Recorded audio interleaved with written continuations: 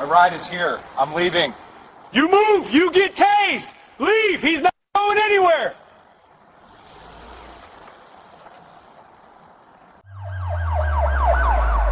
Picture this. A young man, barely into his 20s, stands alone in the dark outside the place where he earns his living. His shift ended minutes ago.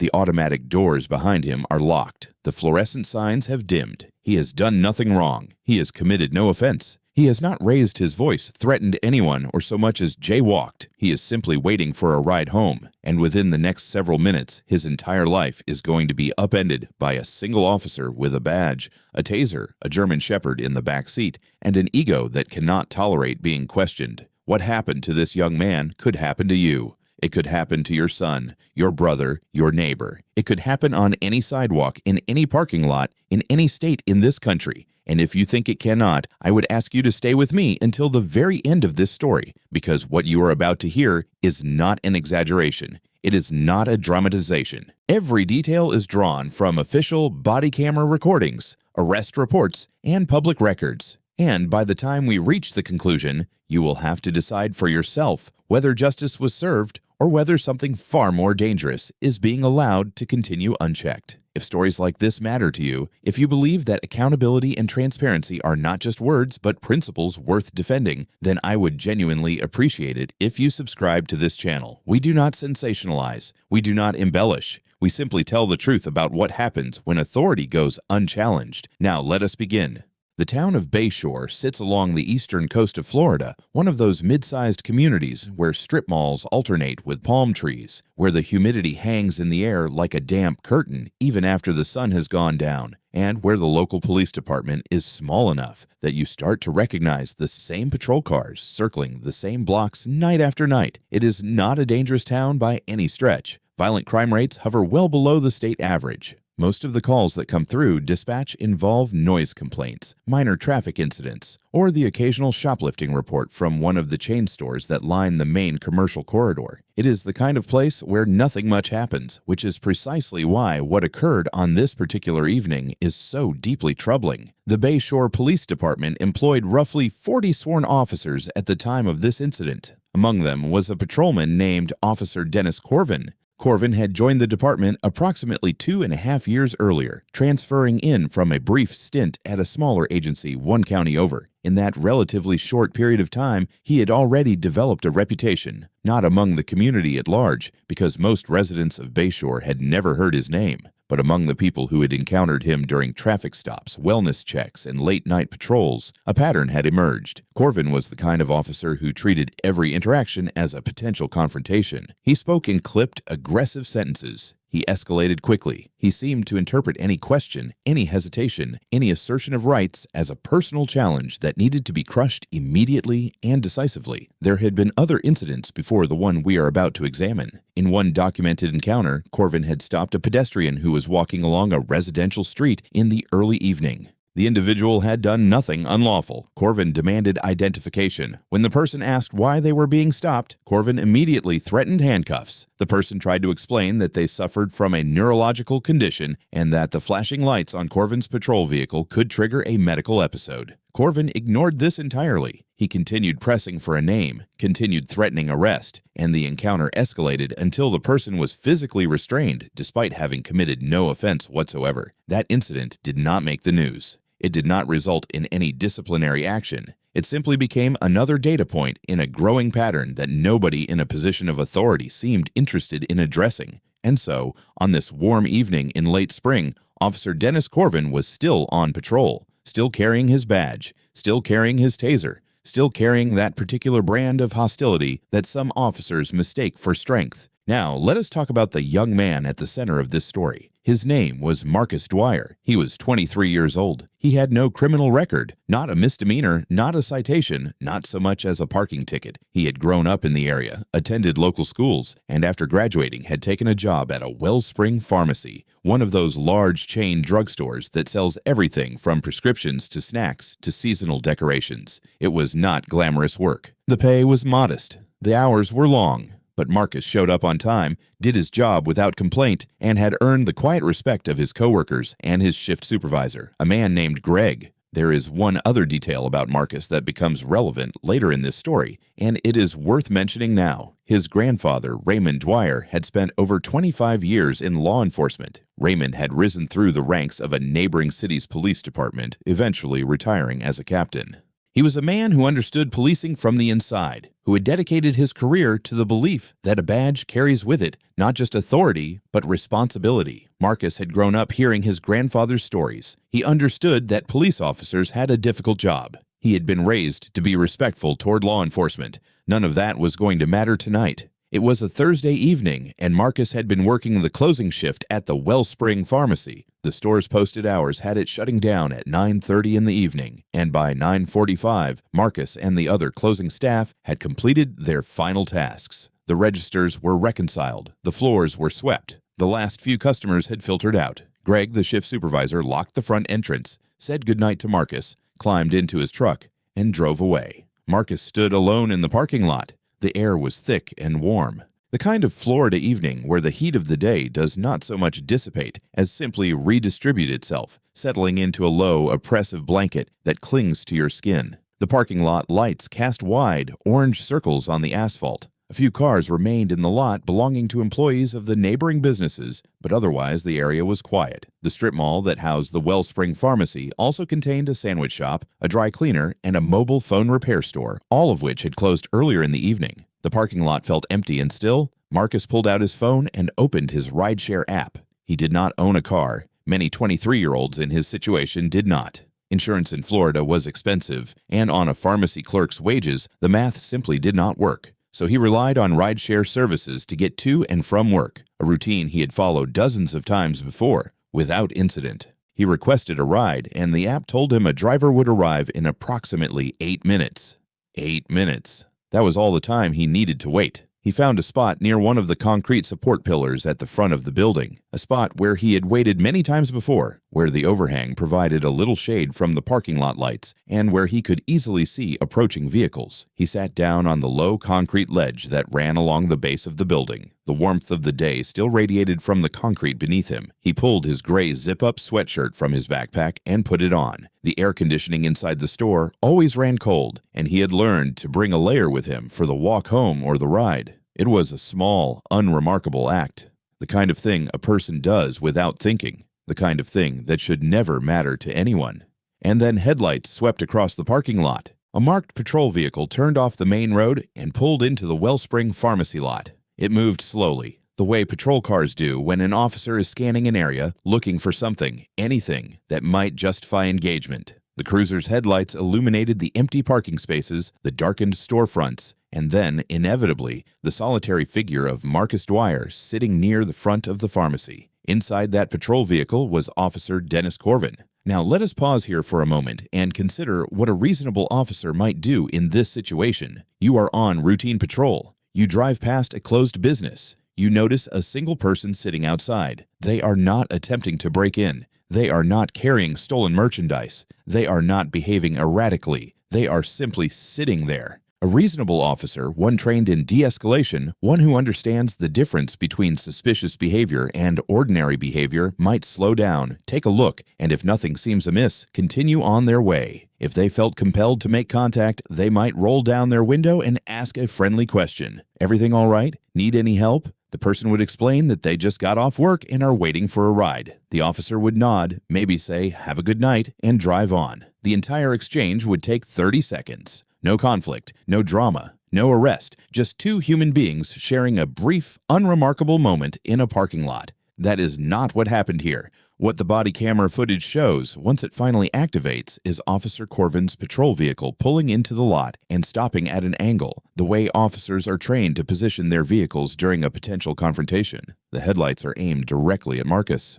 The emergency light bar on the roof is not activated, but the positioning of the vehicle itself sends a clear message. This is not a casual check-in. This is an assertion of authority. And here, we encounter the first of several troubling details. The body camera footage begins with video only. There is no audio for the initial portion of the encounter. The audio activates at a later point, which corresponds to the moment Officer Corvin manually turned on the recording function. Department policy, like the policies of most law enforcement agencies in the state, requires officers to activate their body cameras at the start of any interaction with the public. The fact that the audio was not running from the very beginning means we do not know what Corvin said to Marcus in those first critical seconds. We do not know how the encounter was initiated. We do not know what tone was used, what commands were given, or what questions were asked before the recording caught up.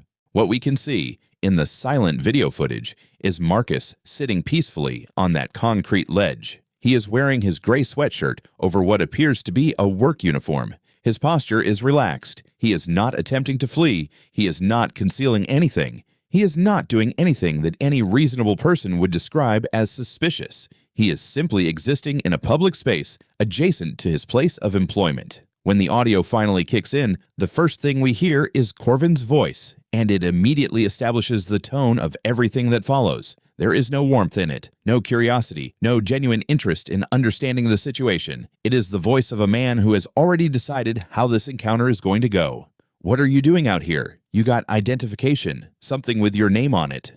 Not, hey, is everything okay? Not, do you need any help? Not even a neutral, can I ask what you're doing here? Instead, we get an immediate demand for documentation, an immediate assertion that this person must justify their presence in a parking lot, an immediate framing of Marcus as someone who needs to prove he has a right to be where he is. Marcus, to his credit, responds calmly. He explains that he works at the pharmacy. He tells Corvin that he just finished his shift. He is polite. He uses the word sir. He does everything that a person is supposed to do when interacting with law enforcement, everything that parents teach their children, everything that society tells us will keep us safe. Be respectful, be cooperative, explain yourself, do not escalate, and it does not matter. None of it matters, because Officer Corvin is not interested in explanations. He is not interested in facts. He is interested in compliance, specifically the kind of absolute, unquestioning compliance that treats the badge as a permission slip for unlimited authority. At this point, Marcus's phone buzzes. His rideshare driver is arriving.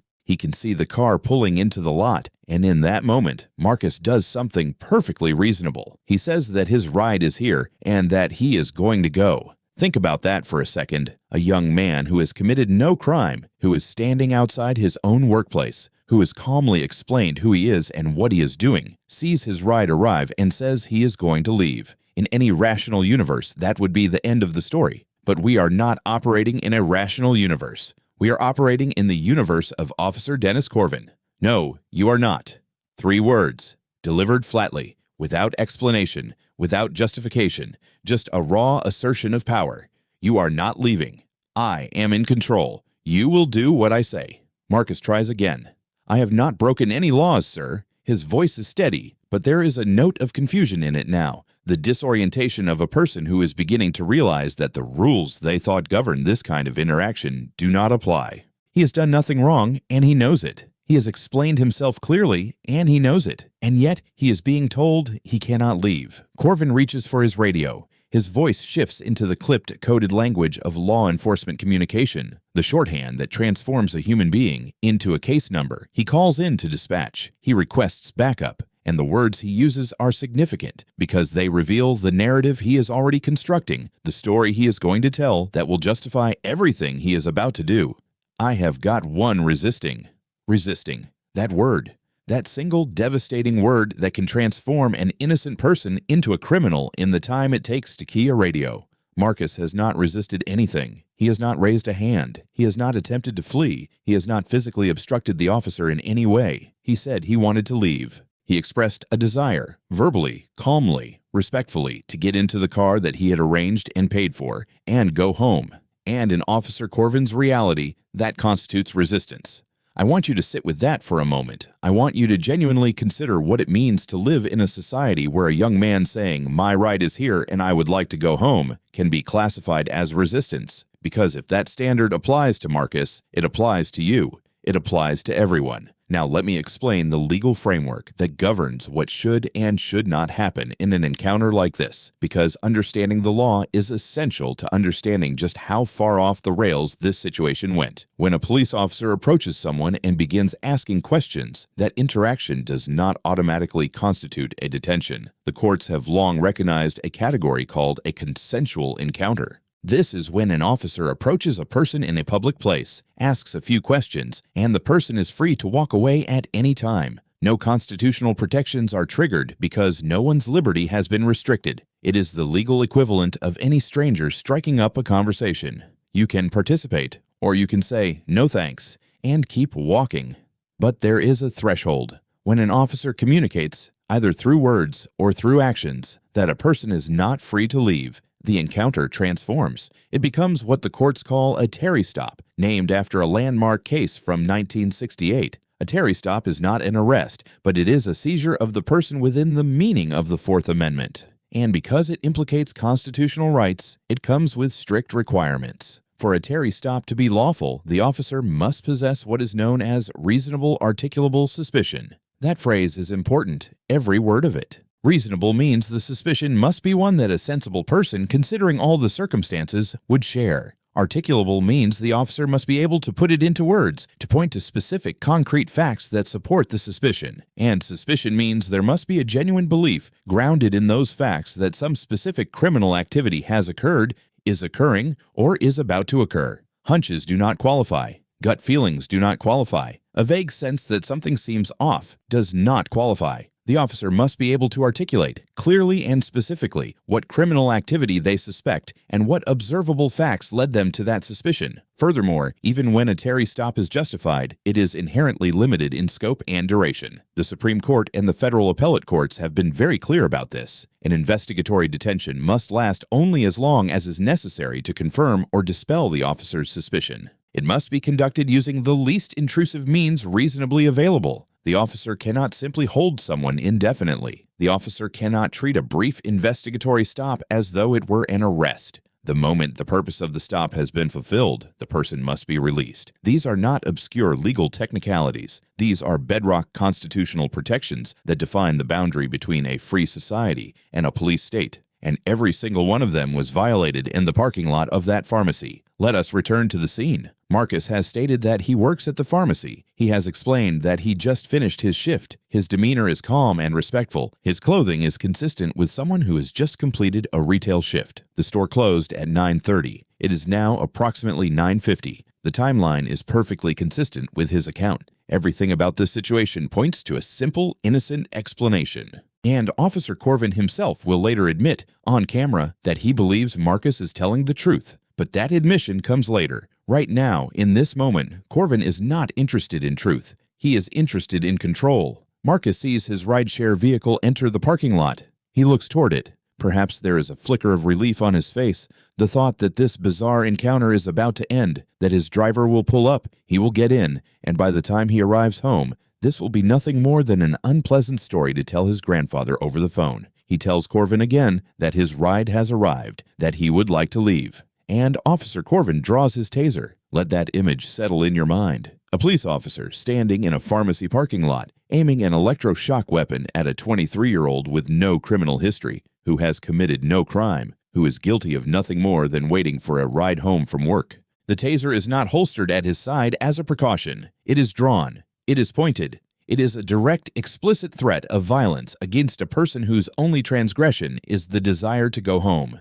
You are going to get tased. Marcus's hands go up, palms forward, the universal gesture of surrender. I work here, sir. He says it again and again, as if repeating the truth enough times might somehow cause it to penetrate the wall of aggression facing him. The words tumble out with increasing desperation, not anger, not defiance. Desperation. The desperation of a person who realizes they are trapped in a situation where the truth is irrelevant. Get up, turn around, hands behind your back. Do not move. The commands come rapid fire, stacking on top of each other with barely a breath between them. Stand up, turn around, hands behind your back. Do not move. Each one issued before Marcus has time to fully comply with the previous one. This is a technique that some officers use, consciously or not, to manufacture the appearance of non-compliance. When you give 5 commands in 3 seconds, any hesitation, any fumbling, any normal human processing delay can be recharacterized as resistance. And then comes the final threat, delivered with the casual menace of someone who is thoroughly enjoying their power over another human being. If you move, there is a canine in my vehicle. You will get bitten. A police dog, trained to bite and hold, capable of inflicting severe, sometimes permanent injuries, and this threat is being directed at a pharmacy employee sitting on a curb. The sheer disproportion of it is staggering. It would be almost absurd if it were not so deeply, fundamentally wrong. Marcus is placed in handcuffs. His wrists are pulled behind his back. The metal clicks shut. He is standing now, hands restrained, facing the wall of the building where he spent the last several hours stocking shelves and helping customers. Behind him, Corvin is breathing heavily, the way people do when adrenaline is flowing. But this adrenaline is not the product of genuine danger. There was never any danger here. This adrenaline is the product of conflict that Corvin himself manufactured from nothing. I want to pause here and ask you something. If you have been following this story, if you can feel the injustice building in your chest, I would genuinely like to know what you think about what happens next. Drop a comment below. Tell me how you would react if this were you. Tell me how you would react if this were your child, or your sibling, or your friend. Because the next part of this story is where it goes from troubling to infuriating. With Marcus handcuffed and standing against the wall, the rideshare vehicle is still idling in the parking lot. The driver, a woman in her early 30s, is sitting behind the wheel with a confused expression. She had accepted a fare, she had driven to the pin location, and now she is watching her passenger being detained by a police officer for reasons she cannot understand. Corvin walks toward the rideshare vehicle. He leans down to the driver's window, and what he says next reveals everything you need to know about this man's character and his intentions. Hey, you are good to go. He does not need a ride anymore. I am going to give him one. Read that again. He does not need a ride anymore. I am going to give him one. It is a punchline. It is a joke. This officer is making a joke about taking a young man to jail. He is amused by this. He is entertained by the fact that he has the power to disrupt this person's life, to cancel their ride, to replace it with a trip to a holding cell, and he finds it funny. The rideshare driver, uncertain and uncomfortable, lingers for a moment. She can see Marcus in handcuffs. She can hear him saying he works there. But she is also looking at a uniformed police officer who has just told her to leave, and she does not know what to do. Eventually, awkwardly, she pulls away. The taillights of Marcus's ride home disappear down the road, and Marcus watches them go. Try to imagine that moment. You are 23 years old. You have done nothing wrong. You are wearing your work clothes. You just spent 8 hours on your feet serving customers. You called a ride. The ride came. And a stranger with a badge sent it away and told you that you are going to jail. You are standing in handcuffs outside the building where you work, watching the taillights of your ride vanish, and you have no idea what is happening or why. The confusion, the fear, the helplessness, the complete and total inability to make sense of a reality that has suddenly stopped following any recognizable rules. Now, backup arrives. Another patrol car pulls into the lot, and a second officer steps out. This is where we get to hear Corvin's explanation of events, the story he tells his colleague about what happened and why. And this is where the gap between reality and Corvin's narrative becomes undeniable. Corvin tells the other officer that he was driving past the pharmacy when he noticed someone outside the closed business. He says he pulled in to investigate, and as he did, the individual moved behind one of the support pillars as if trying to hide. He describes this as suspicious behavior that justified making contact. He explains that when he approached, the individual asked if he was being detained, and Corvin told him yes. He then asked for identification, and the individual said he did not have any. When the individual's rideshare arrived and he attempted to leave, Corvin says he refused to allow it. He describes pulling his taser when Marcus stood up as if to walk toward the vehicle. And then Corvin says something that should end any debate about whether this arrest was about enforcing the law or enforcing obedience. He was going to try to tell me he was leaving. I am not playing that game. There it is, stripped of pretense, stripped of legal justification, stripped of any reference to reasonable suspicion or criminal activity. The real reason for the arrest spoken aloud, captured on body camera, preserved for posterity. Marcus tried to tell Corvin he was leaving, and Corvin was not going to allow that, because in his mind, civilians do not get to make decisions. Civilians do not get to tell a police officer what they are going to do. Civilians do what they are told, or they face consequences. And then the second revelation, the one that transforms this from a mere abuse of power into something approaching farce. The other officer looks at Marcus. He takes in the work uniform, the pharmacy badge clipped to his belt, the closed store behind him. And he says, almost casually, "I mean, it looks like he works here." And Corvin responds with the words that would become the centerpiece of this entire case. "Yeah, I do believe he works here." He believes him. He acknowledges out loud to another officer on camera that Marcus is telling the truth, that he is an employee of the pharmacy, that he was waiting for a ride home after his shift, that the entire premise of the stop, the suspicious person outside a closed business, has been fully and completely resolved. And then he says he is going to learn the hard way. He is going to learn, not he is under arrest for a specific crime,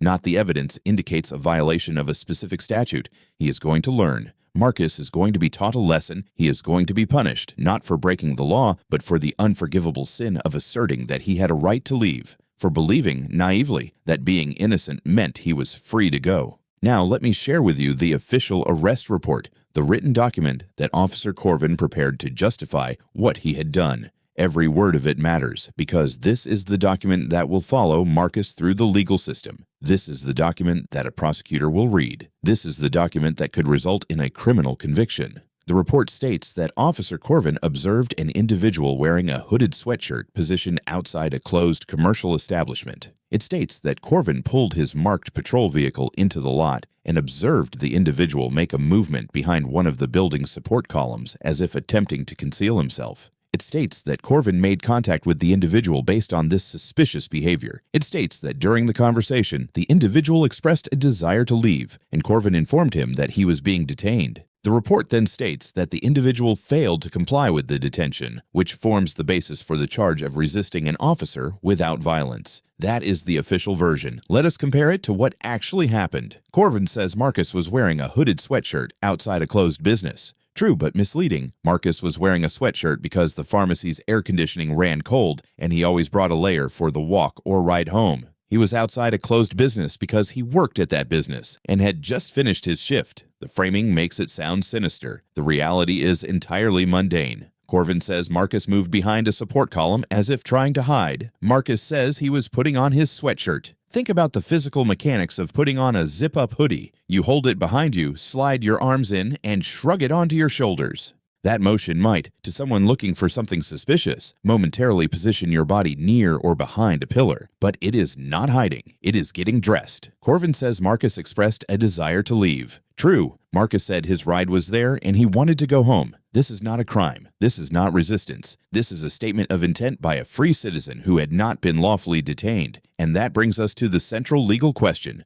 Was the detention lawful? Because if it was not, then everything that followed, the taser threat, the handcuffs, the canine threat, the arrest, all of it was unconstitutional. Let us apply the legal standard. For a lawful Terry stop, Corvin needed reasonable, articulable suspicion that Marcus was engaged in criminal activity. What specific facts did he have? A person wearing a hooded sweatshirt. That is not a crime. It is not even unusual. A person standing outside a closed business. Standing outside a business after closing time is not a crime, especially when the person is an employee. An alleged furtive movement near a pillar, even if we accept Corvin's characterization of this movement, which Marcus disputes, a single ambiguous gesture does not constitute reasonable suspicion of any specific criminal offense. What crime did Corvin suspect Marcus of committing? He never articulates one. Not in the body camera footage, not in his conversation with the backup officer, not in the arrest report. At no point does Corvin say, "I suspected this individual of burglary," or "I believed this individual was trespassing," or "I had reason to think this individual was casing the establishment." There is no specific criminal suspicion. There is only a vague sense that something looked weird. And as we established, vague feelings are not enough. The Constitution requires more. It demands specific, articulable facts pointing to specific criminal activity. Corvin had none.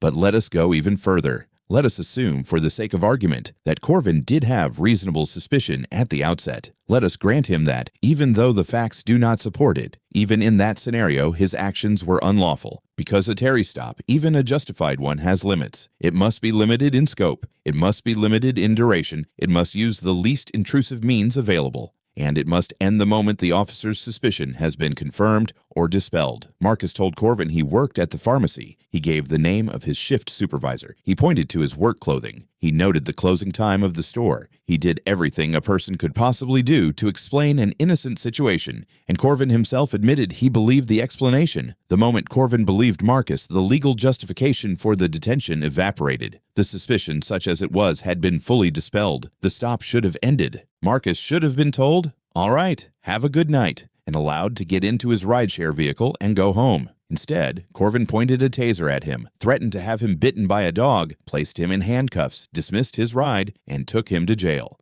That is not a lawful Terry stop that lasted only as long as necessary. That is a punitive arrest designed to teach a lesson to someone who dared to suggest that his rights mattered. The federal appellate court for the region in which this state falls, sitting in full panel, has held clearly that an officer may perform a limited investigatory detention of a person only when there is reasonable suspicion of criminal activity. That detention may last only as long as is necessary to achieve its limited investigatory purpose. Beyond that point, the detention becomes unconstitutional. It becomes, in the eyes of the law, an unreasonable seizure. And unreasonable seizures are precisely what the Fourth Amendment was written to prevent. Let us continue with what happened after Marcus was placed in the patrol vehicle. Corvin opened the rear door of the cruiser and directed Marcus to sit inside. Marcus, his hands still cuffed behind his back, lowered himself awkwardly onto the hard plastic seat. The interior of a patrol car's rear compartment is not designed for comfort. The seat is flat and molded from a material that can be easily cleaned. There is a plexiglass partition separating the back from the front. The space is cramped, and with your hands behind your back, every bump in the road sends a jolt through your shoulders. Marcus sat there. His sweatshirt was pulled up around his neck from the handcuffing process, and the car's interior was warm despite the nighttime hour. He was sweating, his heart was pounding, and he was trying, desperately, to make sense of a situation that defied sense-making. Corvin got into the driver's seat. He adjusted his mirror, and then he began talking. This is the part of the encounter where constitutional law creates another layer of protection, one that Corvin appeared either unaware of or unconcerned with. When a person is in police custody, meaning they are not free to leave, and an officer asks questions that are designed or likely to elicit incriminating responses, that constitutes custodial interrogation. And custodial interrogation triggers the protections established in one of the most famous Supreme Court decisions ever rendered. Before any questioning can occur, the officer must inform the individual of their rights. The right to remain silent. The right to an attorney. The warning that anything they say can and will be used against them in court. This advisement did not happen. Corvin did not read Marcus his rights, not at the scene, not in the vehicle, not at any point during the encounter. He simply started talking and asking questions. "Do you understand why you were being arrested?" Corvin asked. Marcus, sitting in the back seat with his hands cuffed, responded quietly, "I was just sitting there." "Do you understand why you are being arrested?" Corvin repeated. "Your ride came."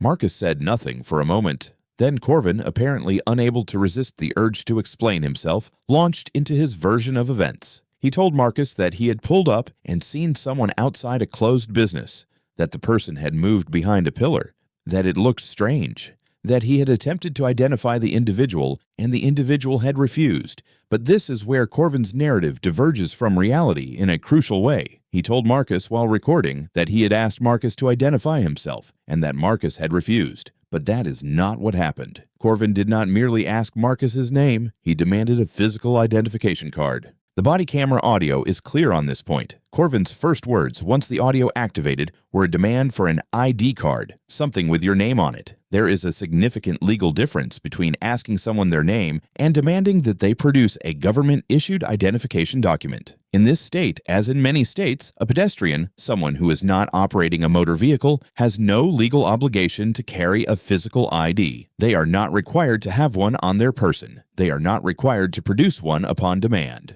If an officer has lawfully detained someone and asks for their name, there may be an obligation to provide a verbal identification in some jurisdictions. But the failure to produce a physical card is not a crime.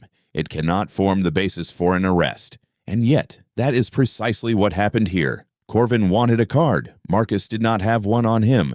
And that, more than anything else, appears to be the reason Marcus ended up in the back of a patrol car. If you are still watching, let me ask you this. Do you carry your government-issued identification every time you step outside your front door? When you walk to the mailbox, do you have it in your pocket? When you take out the trash? When you sit on your porch in the evening? because under Officer Corvin's interpretation of the law, any of those moments could end with you in handcuffs. Any of those moments could end with a criminal charge. Any of those moments could end with a trip to jail. That is the reality this story reveals. Not a hypothetical, not a worst-case scenario. It happened. It is happening right now. Marcus Dwyer has a criminal charge hanging over his head because he did not have a plastic card in his pocket. Corvin continued talking. He told Marcus in the back of that patrol car that he had been pretty clear and pretty reasonable. He told Marcus that all he had to do was comply. He told Marcus that the situation could have been avoided entirely if Marcus had simply done what he was told without question. And this is the part where the mask slips entirely, because Corvin then says something that reveals the true operating principle behind everything he did that night. You do not get to tell me that you are leaving. Not the law requires you to stay. Not you are being detained pursuant to a specific statute. Not I have probable cause to believe you committed a particular crime. Just a raw, unvarnished declaration of dominance. You do not get to tell me anything. I tell you, you obey. That is the relationship, and any deviation from it will be punished. There is a word for a system in which agents of the state can detain any person at any time, demand documentation, and imprison those who fail to produce it or who question the authority behind the demand. That word is not democracy. That word is not freedom. That word is not the kind of society that the framers of the Constitution envisioned when they wrote the Fourth Amendment. And yet, here we are. Marcus sat in silence for most of the ride to the county processing facility. He was not being defiant. He was not being obstinate. He was in shock, the quiet, numbing shock of a person whose world has been fundamentally rearranged in the space of 15 minutes. 15 minutes earlier, he had been a young man waiting for a ride home after a long day of honest work. Now he was a suspect. A number, a set of charges in a manila folder. He was entering a system that, once it gets its hands on you, does not let go easily. At the processing center, Marcus was photographed. He was fingerprinted. His personal belongings were cataloged and placed in a clear plastic bag. He was given a court date, and then, after several hours in a holding area, he was released. He walked out into the pre-dawn darkness with no ride, no money for a rideshare since his phone had died hours ago, and the specific kind of exhaustion that comes not from physical labor, but from having your dignity systematically dismantled by someone who was supposed to protect it. He called his grandfather. Raymond Dwyer, retired police captain, picked up the phone, and when Marcus told him what had happened, there was a long silence on the other end of the line. Not the silence of surprise, because Raymond had spent more than 2 decades in law enforcement, and he knew, with the weary certainty of experience, that things like this happened. It was the silence of a man who had devoted his professional life to a system that he believed in, a system built on the principle that authority must be exercised with restraint and accountability, and who now had to confront the reality that his own grandson had been victimized by the very institution he had served. Raymond did not rage. He did not shout. He simply asked Marcus to tell him everything, from the beginning, in as much detail as he could remember. And as Marcus talked, Raymond listened with the analytical ear of a man who had reviewed hundreds of arrest reports in his career and who could immediately identify the gaps, the inconsistencies, and the fabrications in the narrative that Officer Corvin had constructed. There was no reasonable suspicion. Raymond knew that immediately. Wearing a sweatshirt is not a crime. Standing outside your workplace is not a crime. A momentary movement near a pillar is not articulable evidence of criminal activity. The entire foundation of the stop was built on sand. The detention exceeded its lawful scope. Even if there had been some marginal basis for the initial contact, the moment Marcus identified himself as an employee and provided verifiable details, the officer's obligation was to confirm that information and release him. Instead, the officer escalated. The arrest was retaliatory. Raymond had seen it before, though never this close to home. An officer whose authority is questioned, however politely, who then uses the arrest power not to enforce the law, but to punish the perceived disrespect. It was the oldest abuse in policing, and it was the one that Raymond had spent his career trying to root out. And the failure to provide identification was not a crime. In this state, a pedestrian has no legal obligation to carry or produce government-issued identification. Marcus could not have violated a law that does not exist. Raymond told his grandson to write everything down while it was fresh, to preserve any records he had, the rideshare receipt, his work schedule, text messages with his manager, to contact an attorney. And he told him something else, something that Marcus would carry with him through the difficult weeks ahead. You did nothing wrong. Do not let anyone make you believe otherwise. The charges filed against Marcus Dwyer were simple. One count of resisting an officer without violence. In this state, that charge is a first-degree misdemeanor carrying a potential sentence of up to 12 months in county jail and a fine of up to $1,000. For a young man with no criminal record, the likelihood of a maximum sentence was low, but the charge itself was devastating enough. A criminal record, even for a misdemeanor, can affect employment prospects, housing applications, educational opportunities, and more. It is a stain that follows you, that shows up on background checks, that forces you to explain yourself again and again to people who may not be interested in hearing the explanation. And what had Marcus done to deserve this? He had existed in a public space. He had exercised his right to ask whether he was being detained. He had expressed his desire to leave. He had failed to produce a physical document that he was under no legal obligation to carry. That is the sum total of his offense. That is what the state of Florida was prepared to prosecute him for. That is what could have followed him for the rest of his life. In the weeks following the arrest, the body camera footage began to circulate. It appeared first on local news sites, then on social media platforms, then on legal commentary channels that specialize in analyzing police encounters. And as more people watched it, the reaction was overwhelming and nearly unanimous. What happened to Marcus Dwyer was wrong. Viewers pointed out the same things we have discussed here: the absence of any criminal activity, the immediate escalation by the officer, the threats of violence against a compliant individual, the dismissal of the rideshare driver, the smug, self-satisfied tone in which Corvin announced that Marcus was going to learn the hard way, the admission captured on camera that Corvin believed Marcus was telling the truth and arrested him anyway.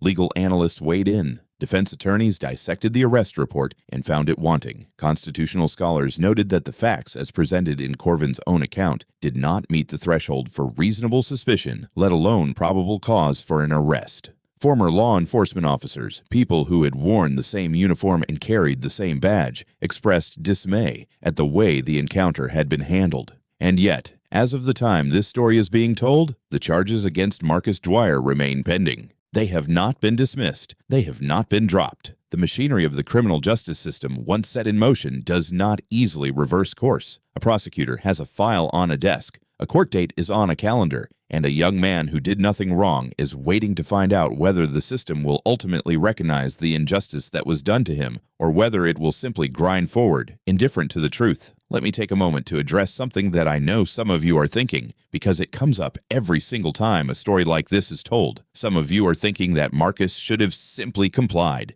that he should have stayed quiet, handed over whatever documentation he had, answered every question, and made the officer's job as easy as possible. That if he had just done what he was told, none of this would have happened. And, on one level, that is probably true. If Marcus had silently accepted the officer's authority without question, if he had not mentioned his ride, if he had not expressed a desire to leave, the encounter might have ended differently. He might have been questioned for a few minutes and released. He might have avoided the handcuffs, the taser threat, the dog threat, the trip to jail. But think about what you are actually saying when you make that argument. You are saying that a free citizen in a free country must surrender their constitutional rights the moment a police officer appears. You are saying that the mere presence of a badge suspends the Fourth Amendment. You are saying that innocence is irrelevant, that rights are theoretical, and that the only thing that matters is obedience. Is that the country you want to live in? Is that the principle you want to defend? Because here is the thing about constitutional rights. They are not conditional. They do not apply only when an officer is in a good mood. They do not apply only when the person asserting them is sufficiently polite, or sufficiently deferential, or wearing the right clothes, or standing in the right place. They apply to everyone all the time in every circumstance. That is what makes them rights rather than privileges. And I find it deeply instructive that many of the people who are quickest to say he should have just complied are the very same people who become ferociously passionate about their own constitutional protections in other contexts. When the discussion turns to firearms, for example, these same individuals will argue correctly that the right to keep and bear arms cannot be infringed upon simply because it makes some people uncomfortable. They will argue correctly that a constitutional right does not require justification. They will argue correctly that the government does not get to decide which rights are worth protecting and which can be discarded for convenience. All of that is true. And it is equally true of the Fourth Amendment. You cannot champion one constitutional protection while dismissing another. You cannot insist that your rights are sacred while shrugging when someone else's are violated. The Constitution is not a buffet where you pick and choose the parts you like. It is a comprehensive framework of protections, and it either applies to everyone or it protects no one. Marcus Dwyer's rights were violated on that parking lot. The facts are not ambiguous. The body camera footage is not ambiguous. The officer's own words are not ambiguous, and the fact that those charges remain pending, that a young man with no criminal history is still facing the possibility of a conviction for a crime he did not commit, should concern every single person who claims to value the freedoms that this country was built upon. Now I want to zoom out for a moment and consider the broader implications of what happened here, because this is not just a story about one officer and one young man in one parking lot in one small Florida town. This is a story about a pattern that repeats itself in communities across this country, day after day, year after year, and that rarely faces any meaningful consequence. Officer Corvin was not an anomaly. He was not a rogue actor operating outside the norms of his department. As we discussed earlier, he had exhibited this same aggressive, escalatory behavior in prior encounters. He had threatened handcuffs against people who had committed no crime. He had ignored medical concerns raised by individuals he was questioning. He had treated the assertion of rights as an act of defiance that required immediate punishment, and none of that had resulted in any discernible consequence before this incident. No documented disciplinary action, no retraining, no counseling. No reassignment. Corvin was allowed to continue patrolling, continue making stops, continue interacting with the public in a manner that was fundamentally hostile to the rights of the people he had sworn to serve and protect. This is how the pattern perpetuates itself. An officer with authoritarian tendencies is hired. They begin exhibiting problematic behavior early in their tenure. Complaints may or may not be filed. Even when complaints are filed, they are often investigated internally by the very department that employs the officer, and the findings are often inconclusive or insufficient to warrant discipline. The officer learns that there are no consequences. The behavior intensifies, and eventually, inevitably, an incident occurs that is so egregious, so clearly wrong, so thoroughly documented that it cannot be ignored. But even then, the system resists accountability. The charges are filed against the civilian, not the officer. The arrest report is written to justify the officer's actions, not to reflect what actually happened. The burden falls on the person who was wronged to prove their innocence, to hire an attorney, to navigate a legal system that is structurally tilted in favor of law enforcement. And most people, especially young people, especially people without resources, cannot bear that burden. They accept a plea deal, they pay a fine, they absorb the criminal record, and the officer moves on to the next encounter. That is the system as it exists, not as it is supposed to work, not as the Constitution envisions, as it actually functions, on the ground, in parking lots, and on sidewalks, and during traffic stops every single day. Let me bring this back to Marcus and what his experience tells us about the specific legal mechanisms at play. First, the question of reasonable suspicion. We have already established that the facts cited by Officer Corvin, the sweatshirt, the closed business, the alleged movement behind a pillar, do not individually or collectively constitute reasonable suspicion of a specific crime. But there is another dimension to this that deserves attention. Even in jurisdictions where courts have been relatively generous in their interpretation of what constitutes reasonable suspicion, they have consistently required that the suspicion be tied to a specific criminal offense. It is not enough for an officer to say that something looked weird. The officer must be able to articulate what crime they believed was being committed or was about to be committed. Corvin never did this. Not once. Not in his conversation with Marcus. Not in his conversation with the backup officer. Not in his arrest report. At no point did he say, "I believed this individual was committing burglary," or "I believed this individual was trespassing," or "I believed this individual was engaged in criminal mischief." The absence of a specific suspected crime is fatal to his claim of reasonable suspicion. You cannot detain someone on the suspicion that something vague and undefined might be happening. The law requires more, and it should require more, because the alternative is a society where anyone can be stopped at any time for any reason, which is to say, a society without the Fourth Amendment at all. Second, the question of scope and duration. The relevant federal appellate court, sitting with its full complement of judges, which underscores the importance and authority of the ruling, has held unequivocally that an investigatory detention must be limited in both scope and duration. It must last only as long as necessary to accomplish its investigatory purpose. Once that purpose is fulfilled, once the officer's suspicion is confirmed or dispelled, the person must be released. Corvin's suspicion, to the extent he had any, was fully dispelled the moment Marcus identified himself as an employee, provided the name of his supervisor, pointed to his work attire, and noted the store's closing time. By Corvin's own admission, he believed Marcus. The investigatory purpose of the stop, if there ever legitimately was one, was accomplished. And yet, the detention did not end. It escalated. It escalated into threats, physical restraint, and ultimately, an arrest. That trajectory is the precise opposite of what the law requires. Third, the question of identification. Corvin demanded a physical identification card. Marcus did not have one on his person. This cannot form the basis for an arrest in this state. A pedestrian is not required by law to carry government-issued identification. Full stop.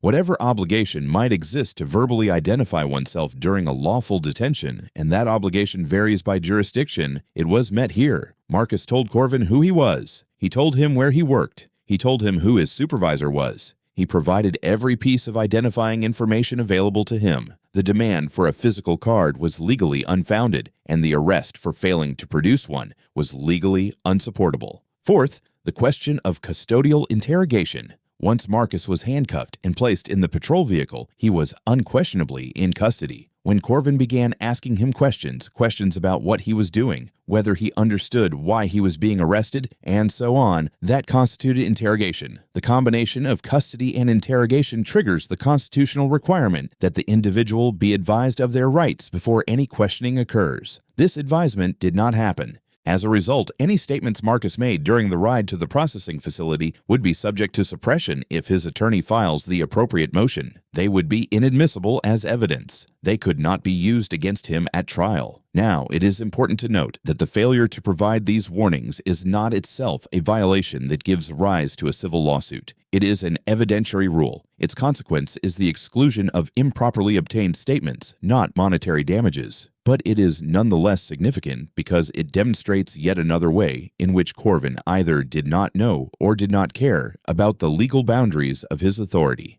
It is another brick in the wall of evidence that this was not a lawful, carefully conducted police encounter. It was an exercise in unchecked power by an officer who believed that a badge made him untouchable. Let us now consider what should happen next, and what probably will happen next, because those are unfortunately two very different things. What should happen is straightforward. The charges against Marcus Dwyer should be dismissed. They should be dismissed not reluctantly, not as part of a plea bargain, not in exchange for some concession, but immediately and unequivocally, because they are based on a detention that lacked reasonable suspicion and an arrest that lacked probable cause. A prosecutor reviewing this case, watching the body camera footage, reading the arrest report, and applying basic legal principles should arrive at the same conclusion within minutes. There is no case here.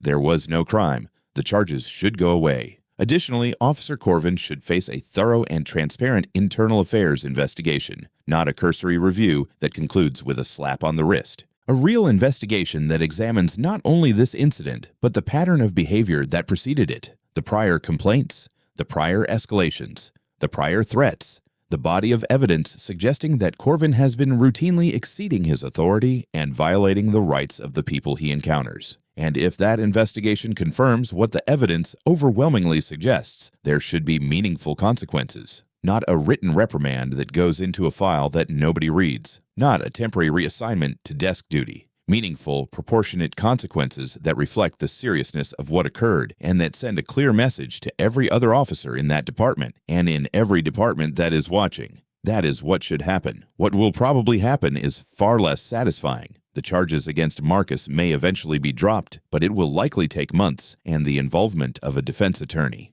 The internal investigation, if one occurs at all, will probably conclude with findings that are vague enough to avoid any real accountability. Corvin will probably remain employed. He will probably continue patrolling. And the next person who encounters him in a parking lot at night will probably face the same aggressive, rights-violating treatment that Marcus did. I say this not to be cynical, but to be honest. The system, as it currently functions, does not reliably produce just outcomes in cases like this. It protects its own. It resists external scrutiny. It treats accountability as a threat rather than a principle. And until that changes, stories like Marcus Dwyer's will continue to happen. But here is where you come in, because the single most powerful force for change in cases like this is public awareness. When body camera footage circulates widely, when communities see what is being done in their name, when the gap between protect and serve and the reality of encounters like this one becomes impossible to ignore, that is when things begin to shift, not quickly, not dramatically, but incrementally, persistently, in the way that genuine change always occurs. So if this story resonated with you, share it. Not because it is sensational, not because it is entertaining. Share it because it is important. Share it because Marcus Dwyer deserves to have his story heard. Share it because the next person Officer Corvin pulls over in a parking lot deserves to have an informed public watching. Share it because transparency and accountability are not just words on a screen, but actions we can take right now, today, by simply making sure that the truth is seen. I want to close with a thought about what this story ultimately means. Beyond the specifics of one officer and one young man and one parking lot in coastal Florida, this is a story about power, about what happens when power is exercised without restraint, without accountability, and without regard for the rights of the people it is exercised upon. It is a story about a young man who did everything right, who was polite and truthful and cooperative, and who was punished anyway. Not for what he did, but for who the officer decided he was in that moment. A suspicious person, a problem to be solved, an object lesson in obedience. And it is a story about all of us, because the protections that were violated in that parking lot are not Marcus's protections alone. They are yours. They are mine. They belong to every person who has ever walked down a street, sat on a bench, waited for a ride, or simply existed in a public space without committing any offense. The Fourth Amendment does not distinguish between people who look suspicious and people who do not. It does not apply more to some people than to others. It applies universally, unconditionally, and without exception. When those protections are stripped away from one person, they are weakened for everyone. When an officer can detain, threaten, and arrest an innocent person without consequence, the message to every other officer is clear. You can do this too. When the system fails to hold that officer accountable, the message to every citizen is equally clear. Your rights are theoretical. They exist on paper, but not in practice. They will protect you in a courtroom, perhaps eventually after you have spent months and thousands of dollars fighting for them, but they will not protect you in the moment when you need them most, standing alone in a parking lot with a taser pointed at your chest. That is not acceptable. It should not be acceptable to anyone regardless of their political beliefs, their background, their profession, or their relationship to law enforcement. Constitutional rights are not partisan. They are not negotiable. They are the foundation upon which every other freedom in this country rests. Marcus Dwyer's grandfather spent a quarter-century defending those rights from within the system. He wore the badge. He took the oath. He believed in the mission, and then he had to pick up the phone at 3 a.m. and listen to his grandson describe how that same system had turned on him, had treated him as a criminal for the offense of existing while innocent. Freedom, real freedom, the kind that is written into the founding documents of this nation, is not comfortable. It is not tidy. It means that people will sometimes do things that make you uneasy. They will stand in parking lots wearing hooded sweatshirts. They will ask whether they are being detained. They will assert their right to leave. They will decline to produce documents they are not legally required to carry. And all of that is protected. All of that is their right. And no badge, no taser, no German Shepherd in the back of a patrol car can change that. Your rights do not dissolve the moment someone with authority feels uncomfortable. Your freedom does not evaporate because a police officer had a bad day, or a bad attitude, or an unshakable need to be obeyed. The Constitution does not bend to the ego of any individual, no matter what uniform they wear. Freedom is not always convenient. Freedom is not always comfortable, but it is always, always worth defending. For Marcus, for you, for every person who has ever stood alone and wondered whether the law would protect them. As of right now, the charges against Marcus Dwyer remain open. His case has not been resolved. His future remains uncertain. And somewhere in the town of Bayshore, Officer Dennis Corvin is still on patrol, still carrying his badge, still carrying his taser, still carrying whatever it is inside him that made him look at a 23-year-old pharmacy employee sitting on a curb and see an enemy. This story is not over, But with enough eyes watching, with enough voices demanding accountability, with enough people refusing to accept that this is simply the way things are, maybe, just maybe, the ending will be a just one. If you believe that every person deserves to be treated with dignity by the people entrusted to protect them, subscribe to this channel. We will continue to tell these stories, not because they are easy, but because they are necessary. And the next time someone tells you that a person should have just complied, remind them of Marcus Dwyer. Remind them that compliance was never the issue. Remind them that a young man did comply, was polite, was truthful, was respectful, and went to jail anyway. And then ask them the question that matters most. If it can happen to him, what makes you think it cannot happen to you?